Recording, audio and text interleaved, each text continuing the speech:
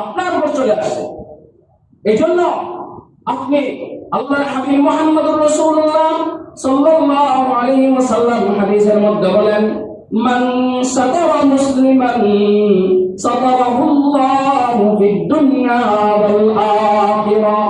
কোন একজন ব্যক্তি যদি কোনো ভুল করে, কোন একজন ব্যক্তি যদি কোনো পাপ করে, কোন ব্যক্তি যদি কোনো গুনাহ করে, কোন মুমিন ব্যক্তি যদি কোনো গুনাহ করে, তাহলে আপনি যদি সেই গুনাহটি যদি আপনি লুকিয়ে রাখেন, সেই গুনাহটি দেখার পরও যদি আপনি গোপন রাখেন, আল্লাহর হাবিব মুহাম্মদুর রাসূলুল্লাহ সাল্লাল্লাহু আলাইহি ওয়াসাল্লাম হাদিসের মধ্যে বলেছেন, ওই ব্যক্তির পাপ আল্লাহ পাক রব্বুল আলামিন দুনিয়া এবং আখিরাতের মধ্যে লুকিয়ে রাখবেন।